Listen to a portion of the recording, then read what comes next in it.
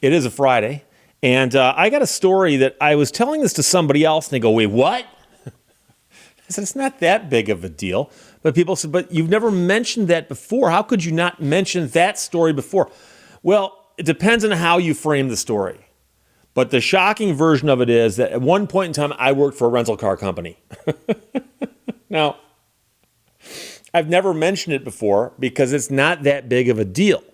And I'm going to tell you why. Because number one, it wasn't Hertz. Number two, it was a long time ago.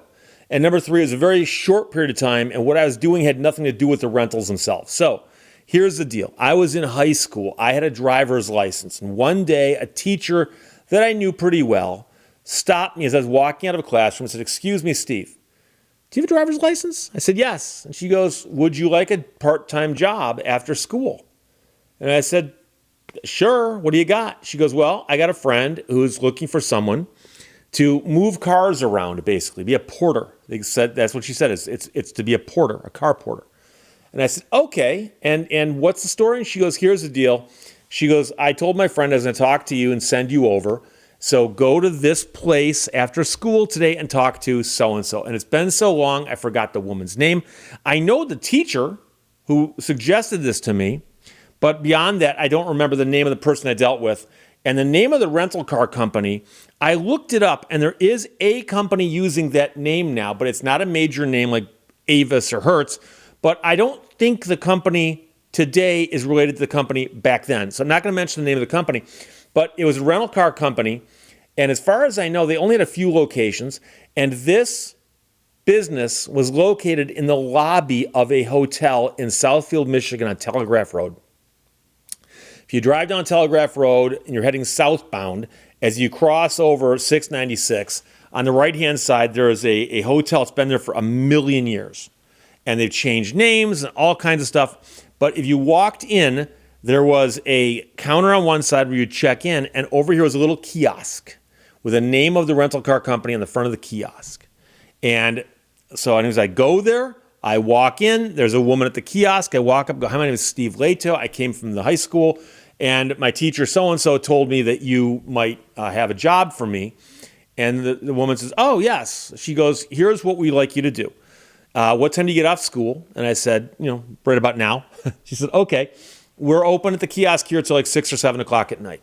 She goes, if you want to come over here after school and spend a couple hours here, I need someone to do a few tasks for us, because they kept the cars in the parking lot of the hotel, but they were parked in the back. And she said, we need cars moved around. If cars are brought back dirty, we got to take them down to the car wash down the street we have an account with. You'll drive the car down there. You'll have them run the car to the car wash. You'll bring the car back. If people bring back cars while you're here, you might check the car in, go out and walk around it, look for door dings or scratches or whatever. And if somebody calls from one of the dealerships up and down Telegraph and says, I need a rental car, she goes, I'm going to toss the keys to a rental car to you, have you go get the customer, bring them back here, and have them sign the paperwork, and then they'll take off in the car. Which, by the way, was a very strange way of doing business. I've encountered that since then, but it was a little strange because I would show up with a rental car at the dealership, and when I said, you got to come with me, they're like, I just need a rental car. I don't want to be, and it's like, no one's handing you a rental car without having you sign papers, okay? And we're not related to the car dealership. And most people understood that, but I get grief about once a week. But here's the point of what I'm getting here, is that I was basically running cars around. I was not actually doing any of the interfacing with clients.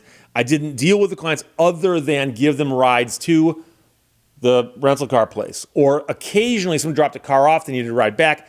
I'd drive them back, drop them off, and then bring the car back and run it to the car wash, that kind of thing. So I'm doing this for a little while. It's a part-time job. I can still tell you that there were a couple neat cars that were in their inventory.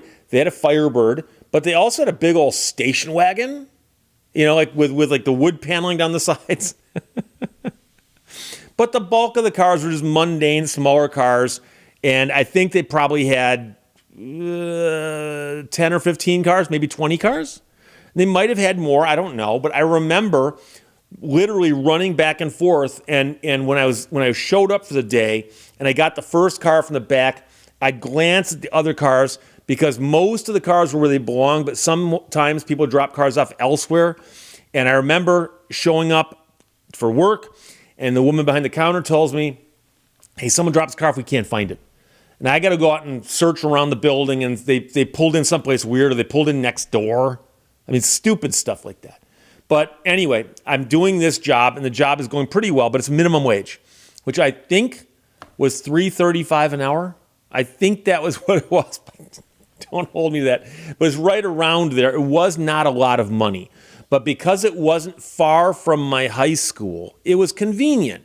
So I'd get out of school, jump in my car, go over here for a couple hours, work, and then drive home, and I do that. So I was probably doing, 10, 12 hours a week.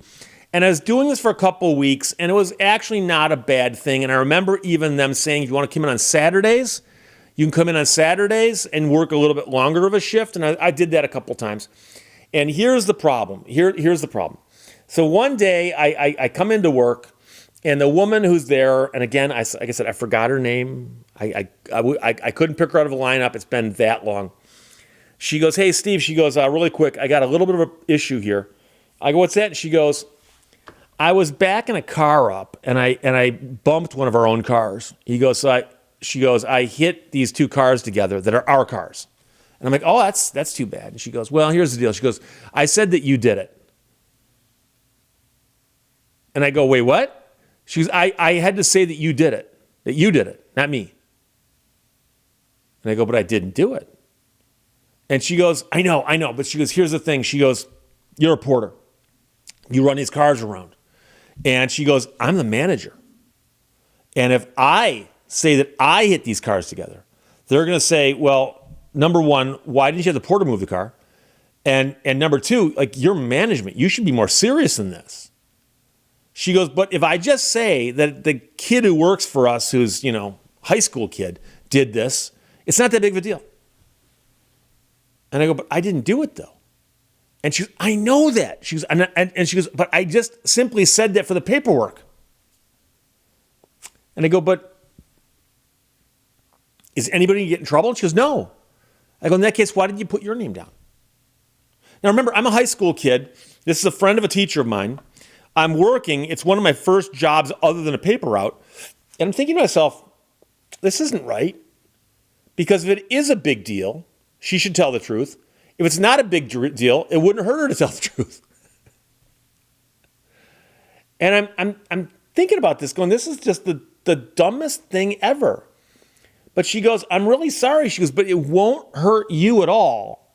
But she goes, I put on the accident form that you did this. She goes, but it won't hurt you at all, and you still got a job, and you're good, And I'm thinking to myself, this is the dumbest thing ever. This is the dumbest thing ever. So I finished my shift that day, and I believe the next day was payday. I believe that's how it worked. But anyways, I went in, and I got my check. I said, thank you, but I'm not working here anymore, and I left. As I'm walking out, the woman goes, excuse me, what do you mean you're not working here anymore? I said, it's not right that you told your boss that I had an accident that I didn't have. And she goes, I told you it doesn't matter. And so here's the thing. There's like 4 things wrong with that situation. The first of which is it always bothered me when growing up, if I got blamed for something I didn't do. And as you can imagine, I had 5 older brothers, 6 boys, and we're all relatively close in age in terms of, a couple years up to one brother, a couple years up to the next brother. It was not uncommon for something to happen, and nobody quite knew who did it, and nobody would confess. But occasionally, somebody would go, I think he did it. I think he did it. And there's nothing worse than when somebody realizes, hey, wait, if 2 of us say he did it, he becomes guilty, even if one of us did it. So I've never liked people accusing me of something I didn't do. And she was, in essence, accusing me of something I didn't do. She had also told me that she'd filled out a report saying I had done it. She goes, don't worry, they won't call you or speak to you. She goes, but if they do, you're not in trouble. They're just going to call to verify it. So now she wants me to lie for her, to protect her, but to implicate myself in something I didn't do. which that bothers me also. So again, accusing me of something I didn't do, asking me to lie for her. But underneath the whole thing was the logical inconsistency. And I know that you're going to say, Steve, were you really worried about the logical inconsistency of something at the age of 17 or 18? I don't know if I would have phrased it that way, but it had occurred to me. I had thought of that she's saying it's not a big deal, but she needs to cover it up to protect herself, implicating me in the process, but I shouldn't worry because it's not a big deal. If it's not a big deal, why does she need to protect herself? So I just said, I'm out of here, took my last check and left. Now, some people, the more astute observers in the audience, are going to go, but Steve, you understand that now she can say he quit after he hit those two cars together. She can say anything she wants behind my back. She's already proven she will. She'll lie behind my back. I don't care. And all I was thinking was, if anybody ever were to call me and say, by the way, I understand you no longer work for us, but when you worked there, were you involved in an accident? I'd say, of course not. No, I was not. The manager was, and she told me she's going to blame me. But if you were to look into any of this, you discover that the accident occurred while I was at school. Because remember, I came in after school, and she had gotten in the accident, fender bender, what do you want to call it, earlier that day. Now, I don't know if there's any evidence of that because she didn't call the police. There's no police report. I don't know if they had security cameras back then that would have recorded that. If they had, they would have been carved in cuneiform on stone tablets or something. But I don't think there's any, but the point is that the accident had occurred before I was there. Now, it wasn't like a multi-$1,000 accident. It was literally like a ding in one car and a scratch on another car. But I suspect they may have had to pay to have it fixed because they like to rent out cars that looked newish. But yeah. So I worked for a rental car company. I probably should have learned at that point in time that there's something about that business where the proprietors have a certain amount of moral flexibility, if you know what I mean. And of course, that's a reference to Grosse Pointe Blank, which if you've not seen, you should see. It's a very good movie. In the movie, John Cusack plays a hitman who has to explain to his friends that he has a certain amount of moral flexibility, which allows him to do his job with a clean conscience. But that's the story. I worked for a car rental company, but just for a couple weeks. And I had the luxury of being able to say, I'm not putting up with this, I'm out of here, because I was still in high school. I was just doing this for spending money. But it was one of those annoying things. And the weird part is that I went to school, and a couple days after that, the teacher who had gotten me the job said something to me. She goes, I understand you quit? And I go, yeah. I go, that woman tried to blame me for something I didn't do. And she goes, yeah, it doesn't surprise me. I was expecting her to say, oh, really? I know her, but I don't know. No, she's like, yeah, it doesn't surprise me. So what are you going to do? So that's my story. I've just come clean. I did, in fact, work for a rental car company, but for a very brief period of time. And at the first sign of something unethical, I quit. But I quit because it was affecting my reputation, or could theoretically. So there you go. Questions or comments, put them below. Let's talk to you later. Bye-bye.